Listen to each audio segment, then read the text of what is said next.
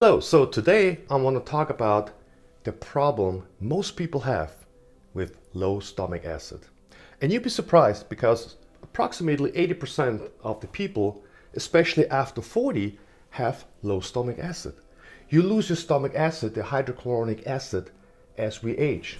And also depending on how you treat your body with nutrition and medications and stuff. So, how do you know if you have low stomach acid?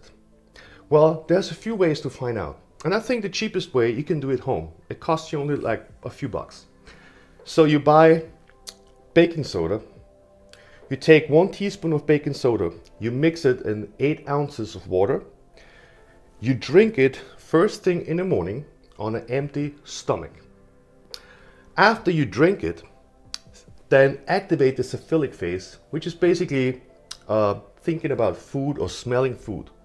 That will activate the saliva glands, and also the stomach starts secreting hydrochloric acid.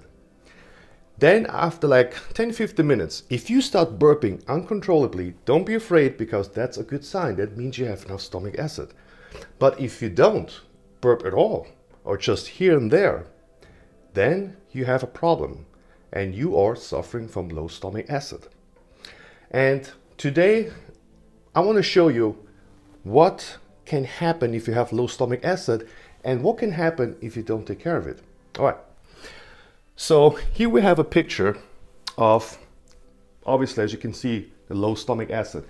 Now here we have the lower esophageal sphincter, which is basically that vial that closes between the stomach and the feeding tube that goes up to your oral cavity. Now, here we have the stomach acid. The stomach acid has to have a pH level between 1 and 3. As you can imagine, that's very acidic.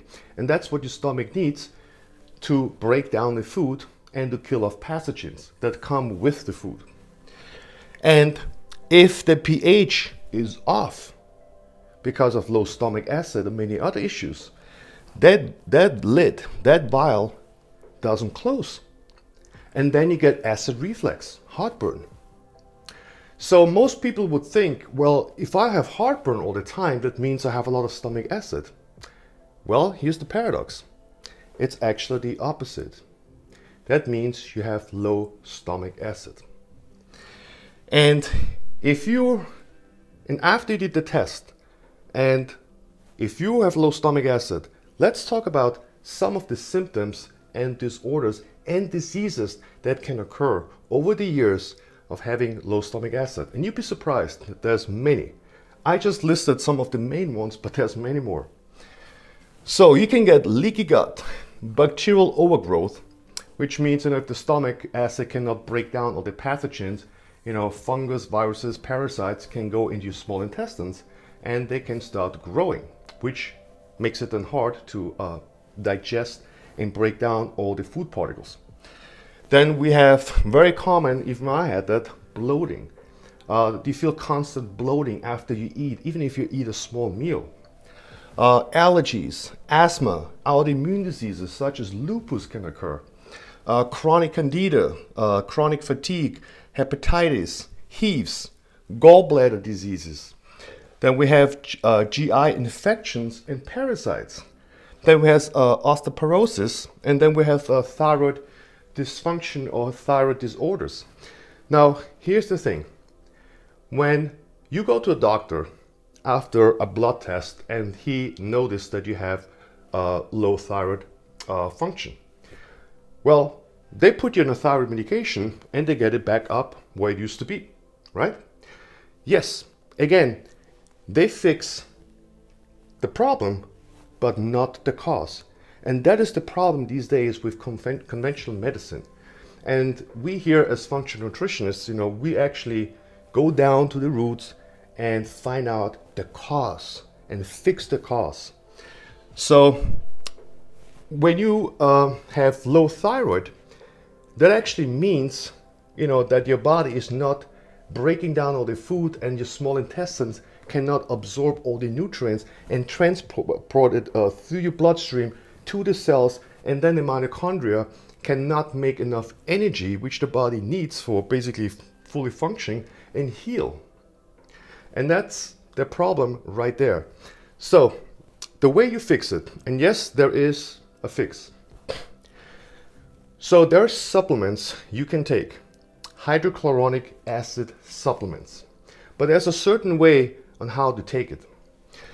So you start with one pill and you take it about 5 minutes before your first meal.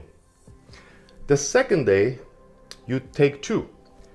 You take one on your first and then 5 minutes prior on your second meal. And then on the third day you take three. You take one before your first meal, second and third, and so on.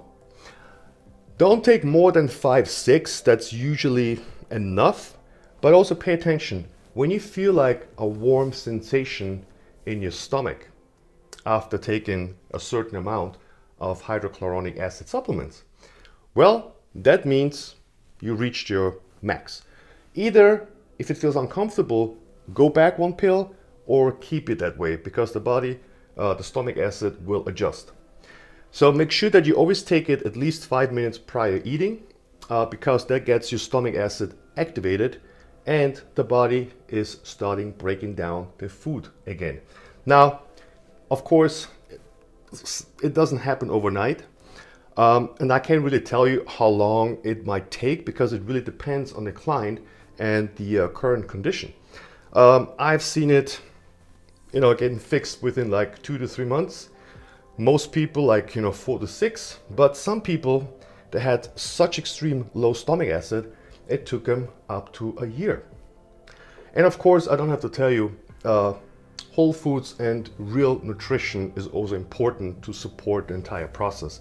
So it doesn't make a lot of sense, if you take a hydrochloric acid supplement and then you go to McDonald's or you eat some unhealthy, fast food. So that's not going to help you. So yes, it's fixable. You can fix it. If you have any questions, feel free to direct message me. I'm here to help you. And I hope this video was helpful for you. Thank you.